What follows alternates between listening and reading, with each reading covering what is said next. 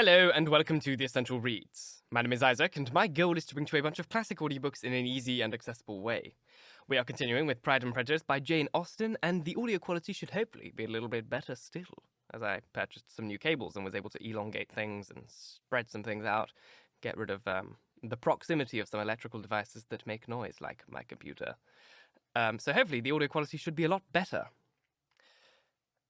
Without further ado, let us continue with Pride and Prejudice by Jane Austen. It is chapter 47.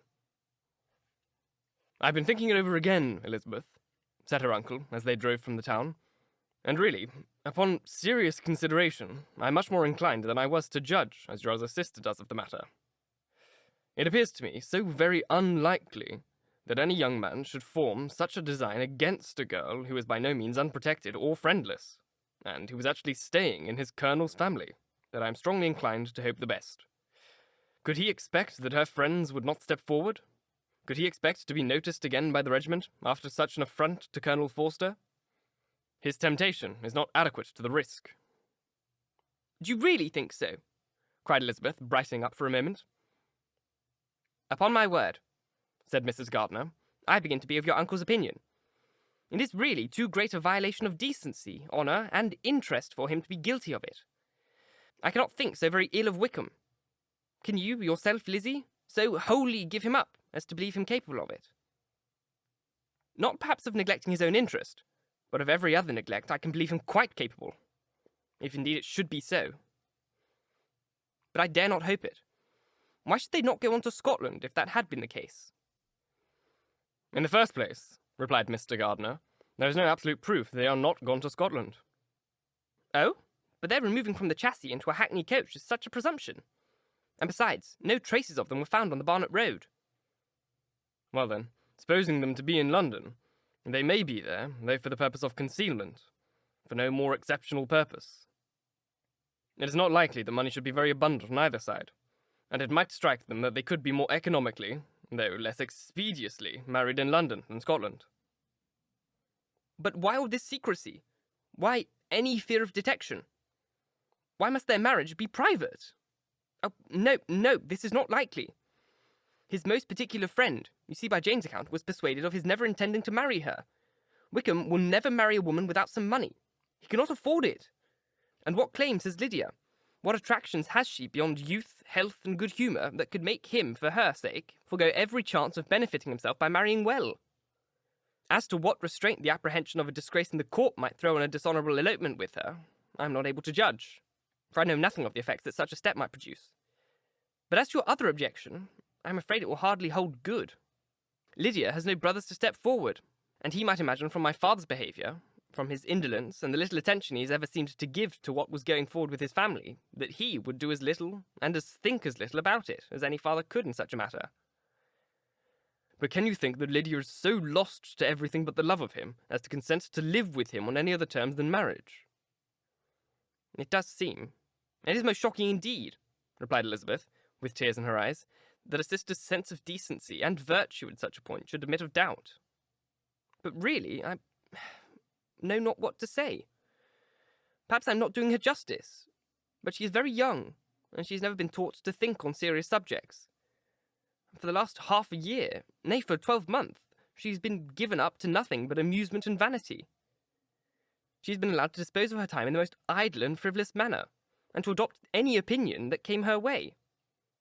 Since the Shire were first quarried in Meryton, nothing but love, flirtation, and officers have been in her head. She's been doing everything in her power by thinking and talking on the subject to give greater, what shall I call it, susceptibility to her feelings, which are naturally lively enough. And we all know that Wickham has every charm of person and address that can captivate a woman. But you see that Jane," said her aunt, "does not think so ill of Wickham as to believe him capable of the attempt." "Of whom does Jane ever think ill? And who is there, whatever might be their former conduct, that she would believe capable of such an attempt till it were proven against them?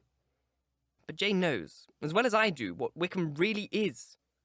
We both know that he has been profligate in every sense of the word, that he has neither integrity nor honour, that he is false and deceitful, and he is insinuating." "And do you really know all this?" cried Mrs. Gardiner, whose curiosity as to the mode of her intelligence was all alive. I do indeed, replied Elizabeth, colouring. I told you the other day of his infamous behaviour to Mr. Darcy, and you yourself, when last at Longborne, heard in what manner he spoke of the man, who had behaved with such forbearance and liberality towards him. And there are other circumstances, which I am not at liberty, which it is not worth while to relate, but his lies about the whole Pemberley family are endless. From what he said of Miss Darcy, I was thoroughly prepared to see a proud, reserved, disagreeable girl. Yet he knew to the contrary himself. He must know that she was as amiable and unpretending as we have found her. But does Lydia know nothing of this? Can she be ignorant of what you and Jane seem so well to understand? Oh, yes. That is the worst of it all. Till I was in Kent, and saw so much of both Mr. Darcy and his relation, Colonel Fitzwilliam, I was ignorant of the truth myself. And when I returned home, the Shire was to leave Meryton in a week or a fortnight's time. As that was the case, neither Jane, to whom I related the whole, nor I thought it necessary to make our knowledge public. For what use could it apparently be to anyone that the good opinion which all the neighbourhood had of him should then be overthrown? And even when it was settled that Lydia should go with Mrs. Forster, the necessity of opening her eyes to his character never occurred to me. That she could be in any danger from the deception never entered my head. That such a consequence as this should ensue, you may easily believe was far enough from my thoughts. When they all removed to Brighton, therefore, you had no reason, I suppose, to believe them fond of each other. Not the slightest. I can remember no symptom of affection on either side. And had anything of the kind been perceptible, you must be aware that ours is not a family on which it could be thrown away. When first he entered the corps, she was ready enough to admire him. But so we all were. Every girl in or near Meryton was out of her senses about him for the first 2 months. But he never distinguished her by any particular attention, and, consequently, after a moderate period of extravagant and wild admiration, her fancy for him gave way, and others of the regiment, who treated her with more distinction, again became her favourites. It may be easily believed that however little of novelty could be added to their fears, hopes, and conjectures on this interesting subject by its repeated discussion, no other could detain them from it long during the whole of their journey. From Elizabeth's thoughts, it was never absent. Fixed there by the keenest of all anguish, self-reproach, she could find no interval of ease or forgetfulness. They travelled as expeditiously as possible, and sleeping one night on the road, reached Longbourn by dinner-time the next day. It was a comfort to Elizabeth to consider that Jane could not have been wearied by long expectations. The little gardeners, attracted by the sight of the chassis, were standing on the steps of the house as they entered the paddock. And when the carriage drove up to the door, the joyful surprise that lighted up their faces and displayed itself over their whole bodies in a variety of capers and frisks was the first pleasing earnest of their welcome. Elizabeth jumped out, and after giving each of them a hasty kiss, hurried into the vestibule, where Jane, who came running downstairs from her mother's apartment, immediately met her. Elizabeth, as she affectionately embraced her, whilst tears filled both of their eyes, had not lost a moment in asking whether anything had been heard of the fugitives. Not yet, replied Jane. But now that my dear uncle is come, I hope everything will be well. Is my father in town? Yes, he went there Tuesday as I wrote you word. And have you heard from him often? We've heard only once. He wrote me a few lines on Wednesday to say that he had arrived in safety, and to give me his directions, which I particularly begged him to do. He merely added that he should not write again till he had something of importance to mention. And mother? How is she? How are you all? My mother is tolerably well, I trust, though her spirits are greatly shaken. She's upstairs, and will have great satisfaction in seeing you all. She does not yet leave her dressing-room. Mary and Kitty, thank heaven, are quite well. But you? How are you? Cried Elizabeth. You look pale. How much you must have gone through. Her sister, however, assured her of being perfectly well, and their conversation, which had been passing while Mr. and Mrs. Gardiner were engaged with their children, was now put an end to by the approach of the whole party. Jane ran to her uncle and aunt, and welcomed and thanked them both with alternate smiles and tears. While they were all in the drawing-room, the questions, which Elizabeth had already asked, were of course repeated by the others, and they soon found that Jane had no intelligence to give. The sanguine hope of good, however, which the benevolence of her heart suggested, had not yet deserted her. She still expected that all would end well, and that every morning would bring some letter, either from Lydia or her father, to explain their proceedings, and perhaps announce the marriage. Mrs. Bennet, to whose apartment they all repaired after a few minutes' conversation together, received them exactly as might be expected, with tears and lamentations of regret, invectives against the villainous conduct of Wickham, and complaints of her own suffering and ill usage, blaming everybody but the person whose ill-judging indulgence the errors of her daughters must be principally owing. "If I'd been able," said she, "to carry my point of going to Brighton with all my family, this would not have happened. But poor dear Lydia had nobody to take care of her. Why did the Forsters ever let her go out of their sight? I'm sure there was some great neglect or other on their side, for she's not the kind of girl to do such a thing, if she had been well looked after. I'd always thought they were unfit to have the charge of her. I was overruled, as I always am. Poor dear child. And now here's Mr. Bennet gone away, and I know he will fight Mr. Wickham wherever he meets him. And then he will be killed, and what is to become of us all? The Collinses will turn us out before he is cold in his grave. And if you are not kind to us, brother, I do not know what we shall do." They all exclaimed against such terrific ideas, and Mr. Gardiner, after general assurances of his affection for her and all her family, told her that he meant to be in London the very next day, and would assist Mr. Bennet in every endeavour of recovering Lydia. "Do not give way to such useless alarm," he added. "Though it is right to be prepared for the worst, there is no occasion to look on it as certain. It is not quite a week since they left Brighton. In a few days more we may gain some news of them, and till we know that they are not married and have no design of marrying, do not let us give the matter over as lost. As soon as I get to town, I shall go to my brother and make him come home with me to Gracechurch Street, and then we may consult together as to what is to be done." "Oh, my dear brother," replied Mrs. Bennet, "that is exactly what I could most wish for. And now do, when you get to town, find them out, wherever they may be, and if they are not married already, make them marry. And as for wedding clothes, do not let them wait for that, but tell Lydia she is to have as much money as she chooses to buy them after they are married. And above all things, keep Mr. Bennet from fighting. Tell him what a dreadful state I am in, that I am frightened out of my wits, and have such tremblings, such flutterings all over me, such spasms in my side and pains in my head, and such beatings at my heart, that I can get no rest by night nor by day. And tell my dear Lydia not to give any directions about her clothes till she has seen me, for she does not know which are the best warehouses. Brother, how kind you are! I know you will contrive it all." But Mr. Gardiner, though he assured her again of his earnest endeavours in the cause, could not avoid recommending moderation to her, as well in her hopes as in her fears. And, after talking with her in this manner till dinner was on the table, they left her to vent all her feelings on the housekeeper, who attended in the absence of her daughters. Though her brother and sister were persuaded that there was no real occasion for such seclusion from the family, they did not attempt to oppose it, for they knew that she had not prudence enough to hold her tongue before the servants, while they waited on the table, and judged it better that one only of the household, and one whom they could most trust, should comprehend all her fears and solicitude on the subject.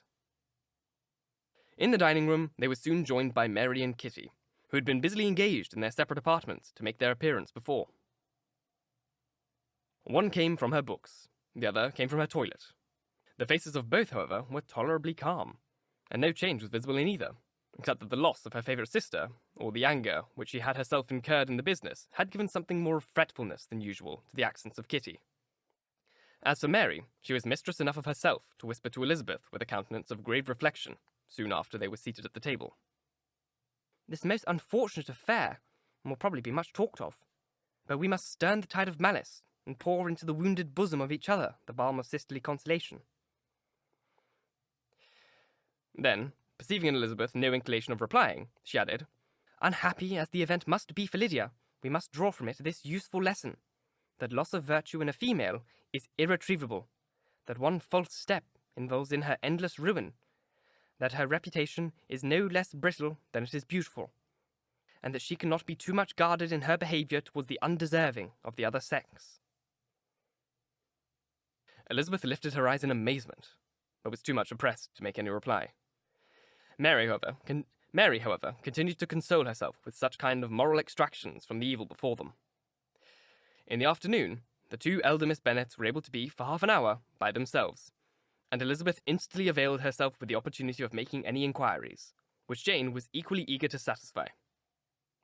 After joining in general lamentations over the dreadful sequel of this event, which Elizabeth considered as all but certain, and Miss Bennet could not assert to be wholly impossible, the former continued the subject by saying, "But tell me all and everything about it which I have not already heard. Give me further particulars. What did Colonel Forster say? Had they no apprehension of anything before the elopement took place? They must have seen them together forever. Colonel Forster did say that he had often suspected some partiality, especially on Lydia's side, but nothing to give him any alarm. I'm so grieved for him. His behaviour was attentive and kind to the utmost. He was coming to us in order to assure us of his concern before he had any idea of their not being gone to Scotland. When that apprehension first got abroad, it hastened his journey. And was Denny convinced that Wickham would not marry? Did he know of their intending to go off? Had Colonel Forster seen Denny himself? Yes, but when questioned by him, Denny denied knowing anything of their plan, and will not give his real opinion about it. He did not repeat his persuasion of their not marrying, and from that I am inclined to hope that he might have been misunderstood before. And till Colonel Forster came himself, not one of you entertained a doubt, I suppose, of their being really married? How was it possible that such an idea should enter our brains? I felt a little uneasy, a little fearful of my sister's happiness with him in marriage, because I knew his conduct had not always been quite right. My father and mother knew nothing of that. They only felt how imprudent a match it must be. Kitty then owned, with a very natural triumph on knowing more than the rest of us, that in Lydia's last letter she had prepared her for such a step. She had known, it seems, of their being in love with each other many weeks. But not before they went to Brighton? No, I believe not. And did Colonel Forster appear to think ill of Wickham himself? Does he know his real character? I confess that he did not speak so well of Wickham as he formerly did. He believed him to be imprudent and extravagant. And since this sad affair has taken place, it is said that he left Meryton greatly in debt. But I hope this may be false. Oh, Jane, had we been less secret? Had we told what we knew of him, this could not have happened. Perhaps it would have been better, replied her sister. But to expose the former faults of any person without knowing what their present feelings were seemed unjustifiable. We acted with the best intentions. Could Colonel Forster repeat the particulars of Lydia's note to his wife? He brought it with him for us to see. Jane then took it from her pocketbook and gave it to Elizabeth. These were the contents. My dear Harriet, you will laugh when you know I am gone. I cannot help laughing myself at your surprise tomorrow morning as soon as I am missed. I am going to Gretna Green, and if you cannot guess with who, I should think you a simpleton, for there is but one man in the world I love, and he is an angel. I should never be happy without him, so think it no harm to be off. You need not send them word at Longborne of my going, if you do not like it, for it will make the surprise greater when I write to them, and sign my name Lydia Wickham. What a good joke it will be! I can hardly write for laughing. Pray make my excuses to Pratt for not keeping my engagement and dancing with him tonight. Tell him I hope he will excuse me when he knows all, and tell him I will dance with him at the next ball we meet, with great pleasure. I shall send for my clothes when I get to Longborne, but I wish you would tell Sally to mend a great slit of my worked muslin gown before they are packed up. Goodbye. Give my love to Colonel Forster. I hope you will drink to our good journey. Your affectionate friend, Lydia Bennet. Oh, thoughtless Lydia! Cried Elizabeth when she had finished it. What a letter is this to be written at such a moment? But at least it shows that she was serious on the object of her journey. Whatever he might afterwards persuade her to, it was not on her side a scheme of infamy. My poor father, how he must have felt it. I never saw anyone so shocked. He could not speak a word for a full 10 minutes. My mother was taken immediately ill, and the whole house in such confusion. Oh, Jane, cried Elizabeth, was there a servant belonging to it who did not know the whole story before the end of the day? I do not know. I hope there was. But to be guarded at such a time is very difficult. My mother was in hysterics, and though I endeavoured to give her every assistance in my power, I am afraid I did not do so much as I might have done. But the horror of what might possibly happen almost took me from my faculties. Your attendance upon her has been too much for you. You do not look well. Oh, that I have been with you. You have had every care and anxiety upon yourself. Mary and Kitty have been very kind, and would have shared in the fatigue, I am sure, but I did not think it right for either of them.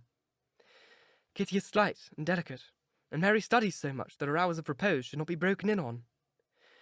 My Aunt Phillips came to Longbourn on Tuesday, after my father went away, and was so good as to stay till Thursday with me. She was of great use and comfort to us all, and Lady Lucas has been very kind. She walked her on Wednesday morning to condole with us, and offered her services, or any of her daughters if they could be of use to us. She had better have stayed at home, cried Elizabeth. Perhaps she meant well, but under such a misfortune as this, one cannot see too little of one's neighbours. Assistance is impossible, condolence insufferable. Let them triumph over us at a distance, be satisfied. She then proceeded to inquire into the measures which her father had intended to pursue while in town for the recovery of his daughter. He meant, I believe, replied Jane, to go to Epsom, the place where they had last changed horses to see the postilions, and try if anything could be made out of them. His principal object must be to discover the number of the hackney coach which took them from Clapham. It had come with a fare from London, and as he thought the circumstance of a gentleman and a lady removing from one carriage into another might be remarked, he meant to make inquiries at Clapham. If he could anyhow discover at what house the coachman had before set down his fare, he determined to make inquiries there, and hoped it might not be impossible to find out the stand and number of the coach. I do not know of any designs he had formed, but he was in such a hurry to be gone, and his spirits so greatly discomposed, that I had difficulty in finding out even so much as this. Thank you so very much for listening. If you enjoyed, please like, comment, share, all that jazz, and if you really enjoyed, do subscribe, because there is more to come. If you're listening on podcast, please leave a review as it helps get this in front of as many people as possible, and reading your reviews really makes my day. If you want to support the show further, you can leave a donation by the Ko-Fi link, which is just here, or in the description box, or you can just do a super thanks here on YouTube if you are, of course, on YouTube. Once again, thank you very much for listening, and until next time, bye-bye.